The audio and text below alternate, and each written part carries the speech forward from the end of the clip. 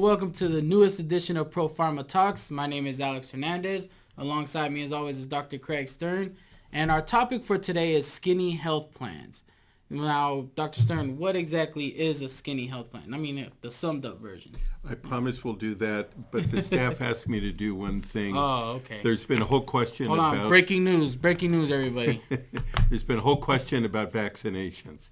Please, as a healthcare professional, to all of you, get your shots, whether it's flu shots or any other shots that you have to do. Stay on top of it. It's the easiest, cheapest, most available way of preventing disease.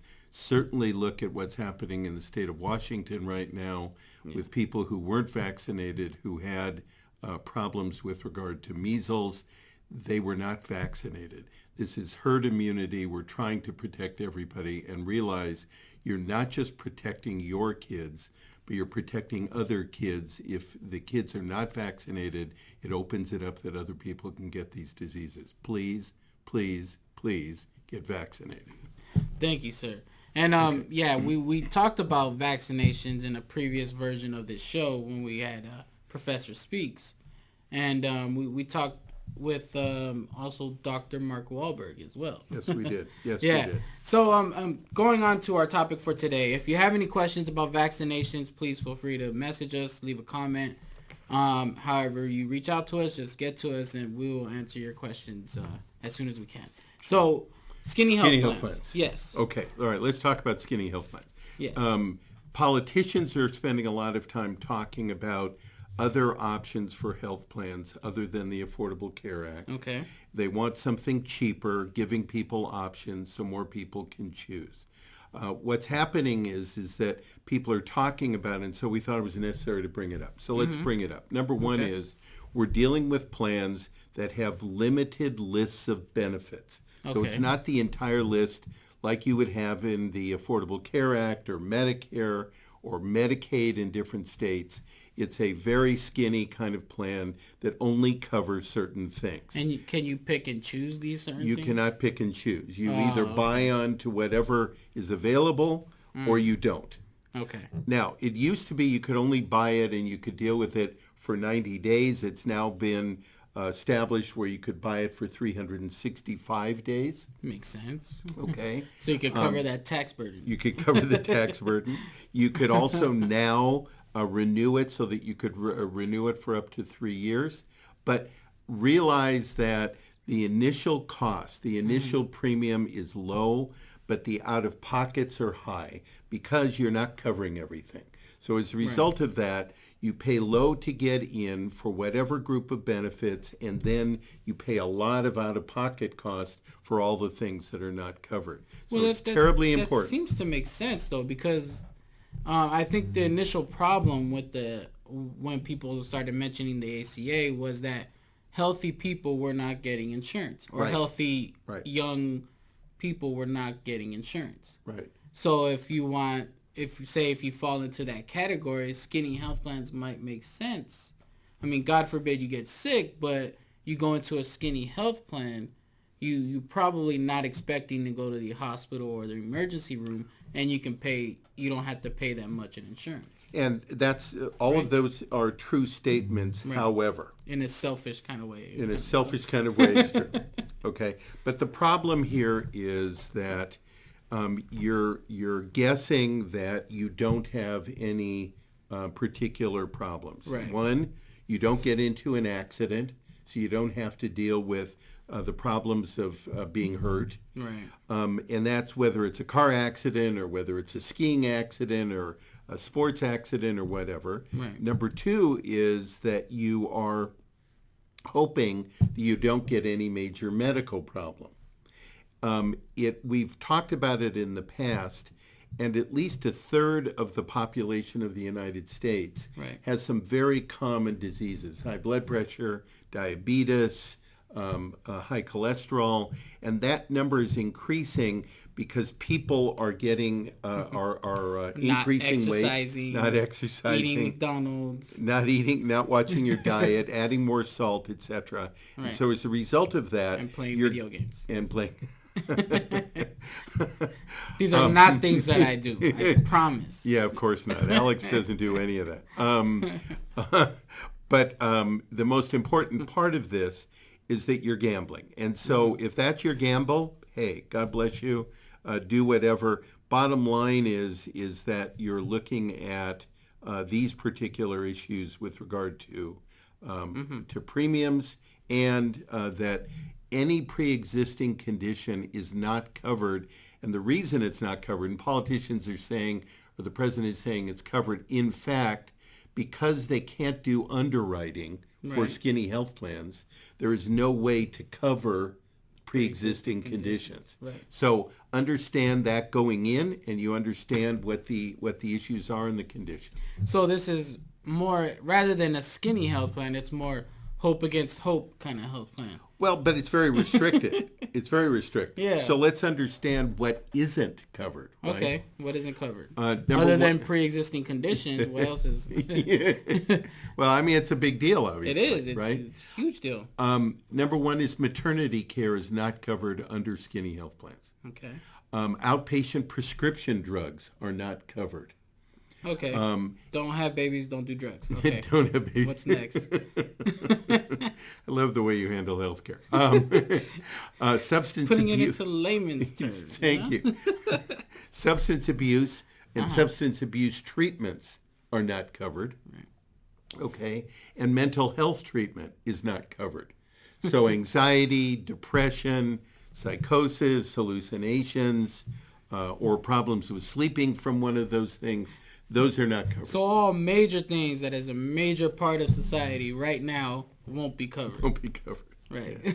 Yeah. This is not a testimonial against it. It's an important issue where everybody understands that in a world where everybody is questioning about what information is true or making things up, this is healthcare. You don't get to make up truth. Right. In that regard, you need to understand walking in what is covered and what isn't, so you know how to handle it. Yeah, and you mentioned truth. I mean, there's there's a saying going on that says tell your own truth or something like that. There's no your own truth. The truth is the truth. The Diabetes is diabetes. Hypertension, high blood pressure is high blood pressure. Exactly. Problems with your thyroid are problems with your thyroid. You can argue this all day long. There's no agree to disagree here. Okay, but we talked about what's not covered. We talked about what skinny health plans are in a nutshell. But what about its impact on the ACA? Well, its impact on the ACA is the following. There's been a couple of studies trying to determine what will be the impact on costs. Number one is CMS, or the Centers for Medicare and Medicaid Services, has projected that there'll be a 1% increase in cost. On the ACA? On the ACA, and potentially in other insurance that is not the skinny healthcare insurance. So commercial insurance, insurance that is governed by small groups.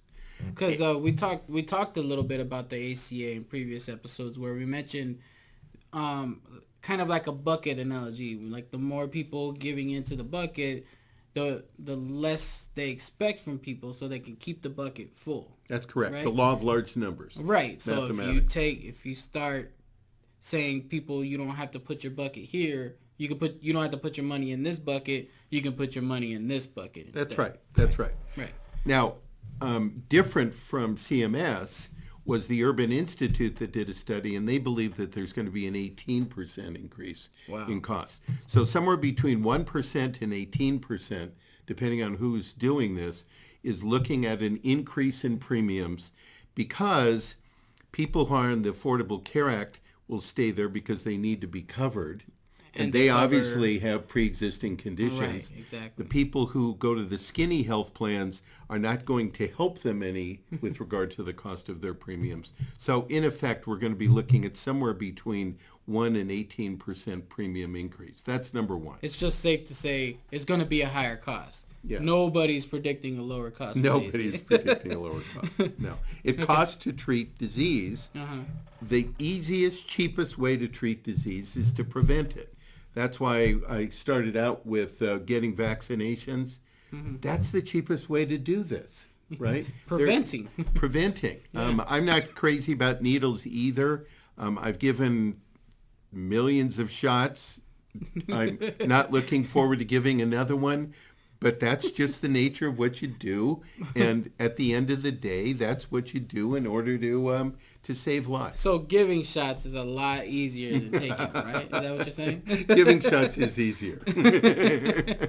But this also has an impact on the jobs market. Yes. Because I think there'll be a lot more insurance brokers if the skinny health plans go through, right? Well, there is a truth here. I mean, insurance brokers are a very important part of the healthcare system. Mm-hmm. They have information. They help people to choose the important issues.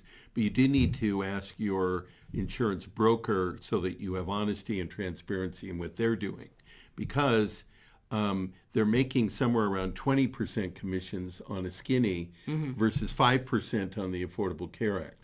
So you need to make sure that your insurance broker doesn't have an incentive to be selling the skinny versus the Affordable Care Act. Once again, this is not a denunciation of anybody. It's purely a matter, the same thing you would with a doctor and ask, how much is this going to cost? Right. The pharmacy, when you go in to get a drug, how much is this going to cost? Insurance broker, what are you getting out of this so that you're not guiding me to something that I may not want? Right.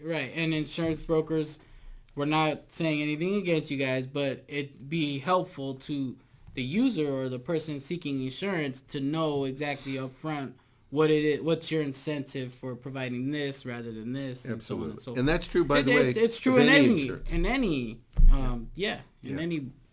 business or so on and so forth. Yeah. So what are some things that the listener or the viewer should remember out of this conversation that we had? Well, number one is because in the skinny plans, the premium and the cost is lower, but your out-of-pocket cost is higher. Right. You need to look and see, are there any conditions that I have and are they covered? Because drugs are not covered, you need to start looking for other options. I mean, we know that we have our small group product where we're helping small self-insured employers in dealing with this. Right. We certainly have a long history since 1986 in large group, but this isn't a testimonial for that. It's a fundamental issue that there are ways of lowering this cost, trying to make it more affordable, but you can't walk into this with a blinder on or with your eyes closed. Right. You can't just say, this is cheaper, I'm going to go here. You got to say, this is cheaper, why is it? Right. Right. Number two is you can't listen to all this political talk that pre-existing conditions are going to be covered. That's just ignorance. Because they cannot underwrite what is going on. Underwriting meaning you walk in and I evaluate you with regard to your age and your gender and your weight, body weight, and then your diseases that you have, which are really pre-existing conditions. And otherwise, because you can't do that, the issue that covering pre-existing conditions is going to be covered is nonsense. They're not covered. So if you do, then you need to start looking at other options, certainly through the Affordable Care Act or commercial insurance or whatever, in order to try and find out what other options you have. One very quick important question, because society has changed so much now. I can tell he has no idea where I'm going with this, but because society has changed so much now in healthcare, when you're doing the underwriting, is it safe to assume gender? That's an interesting question. We did a study last year, and they didn't tell me that they had some gender transfers, and we evaluated it, and then they came back to me, and I said, it would have been nice if you had told me before that, so we could make the appropriate recommendations. Just to clarify, some genders get certain drugs, and some genders don't get this drug, and so when you're evaluating patients, it's kind of important to know that this person's not going to be in this gender pool anymore. They're going to be in this one. As a clinician, it is terribly important that everybody understands fundamental gender issues, sociological issues, behavioral issues, besides all the clinical issues and all the medication issues so that you can make appropriate judgments to recommend what to do. Right. But you're correct. I mean, Right. it is terribly important that you deal with gender and gender-neutral issues. Yes, Okay. and we are sensitive to that. Right. Next, so far we've had that So far, we talked the about lower premiums. remembering skinny, remember in a lower cost, Right. high out of pocket, Right. prohibit underwriting. I mean, skinny health plans, there's no underwriting in there. Correct. So what's next? The third is it doesn't cover outpatient drugs. So if you're on medications or if you expect to be on medications, then it's terribly important that you start researching and finding out what your options are. Clearly, there are options that identifies that some pharmacies are lower in cost than others. We certainly do that, so we have seen that.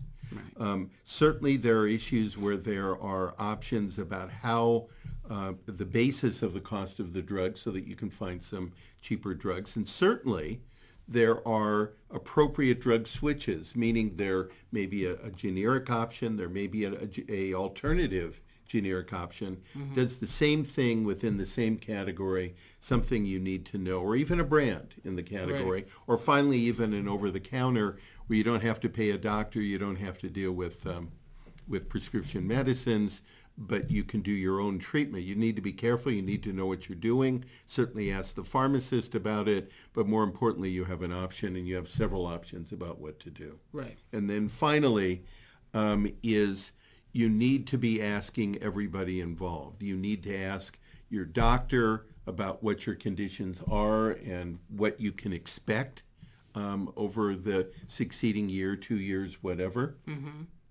You need to talk to the insurance broker to make sure that you understand whether they have incentives to sell one program over another. Right. You need to talk to the pharmacy to find out where there are cheaper cost options, or even to your employer who may have consultants and others like us and people like that in order to try and find some ways in order to lower costs. So Right. finally, skinny health plans lower cost, but higher out of pocket. 2 is they can't underwrite, therefore pre-existing conditions do exist. You need to understand what that is, what the impact is, and choose the right insurance for you.